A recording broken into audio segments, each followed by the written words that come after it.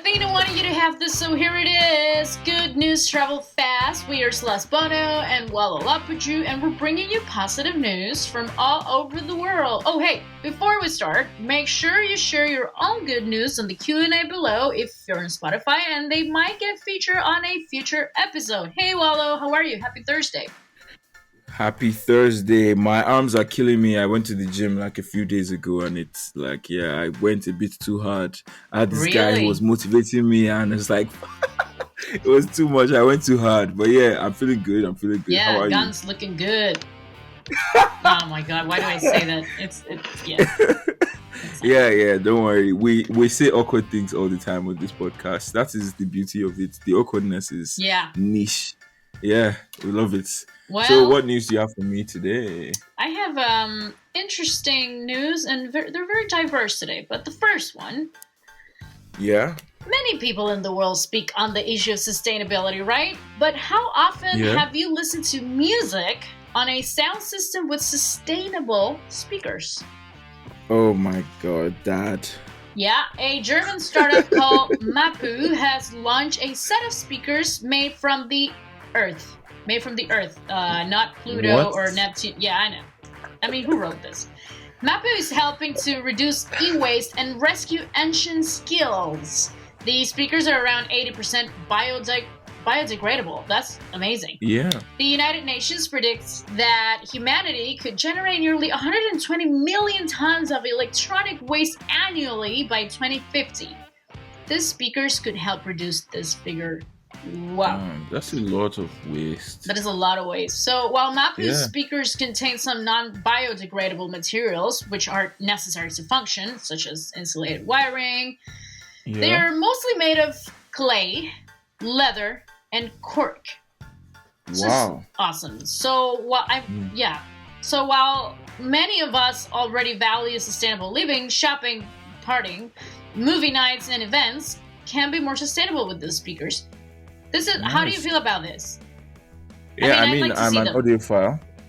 I have, I feel like they'll be really well designed because most people that tend to take on sustainability projects tend to have like this really good sense of design. I feel like I really like them.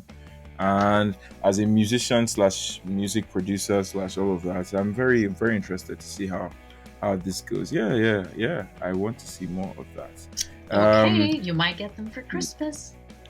Don't raise my hopes. Don't raise my hopes. You're not gonna get them.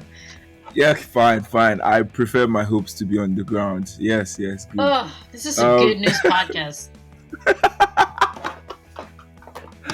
Wow, fine. Who knows the song? I hope you know the song. Okay, tell me. Who knows the song? Fly Me to the Moon. Obviously, I know it. It's not like you're talking about Harry Potter. Fair enough. I will take your shade with a stride. Well, not African, American-based startup. I feel like I love my continent too much. Yes, so much. Too much. Come on, get over it. We get it. It's beautiful. Yeah. An American-based startup is behind innovation in lunar exploration. Ooh. NASA recently unveiled its new lunar rocket, a spacecraft that could go on an uncrewed mission as soon as May, like next month. An actual mission could happen as early as 2025. A proposal developed by Venturi Astrolabs was initially shared on March 10th. The California-based startup company has developed a rover called the Flexible Logistics and Exploration, or FLEX, like my muscles. All right, okay, Flex can carry 2 astronauts and a payload. Until now, manned and unmanned lunar and Mars rovers have been developed to meet a specific set of needs, and only one of few units are ever really produced. But Venturi's goal is to create a multi-purpose vehicle that can be manufactured in large volumes.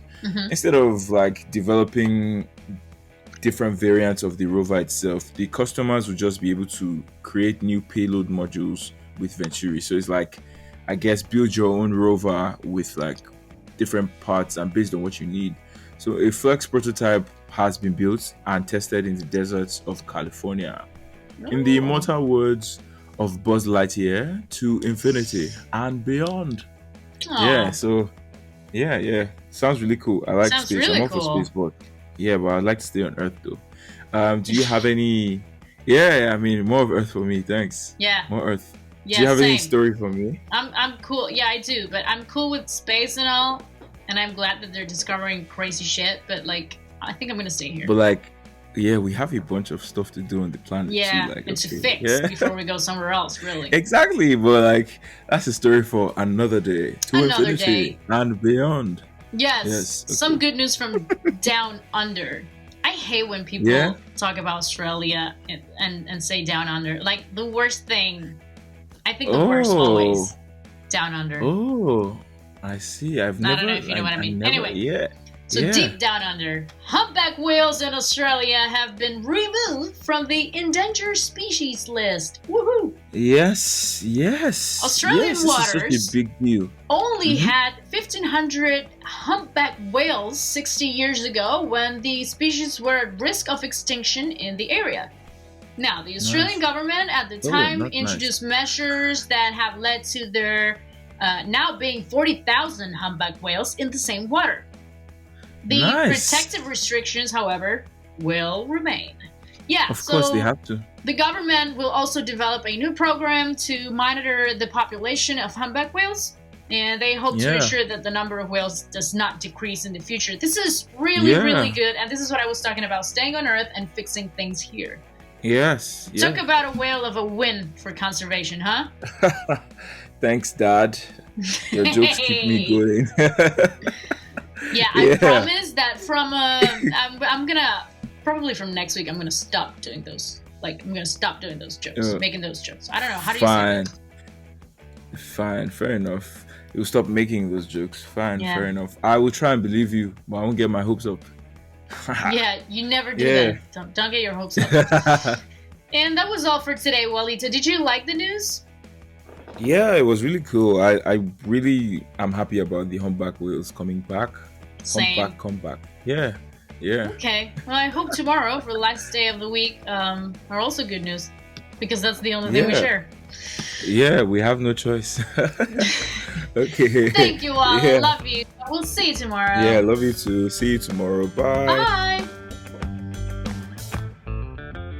I hope you enjoyed this episode. There will be more great news tomorrow. Good news, trouble fast. They say news podcast serving positivity and laughter in daily doses. Oh, but we don't have episodes on the weekends. We actually have to sleep.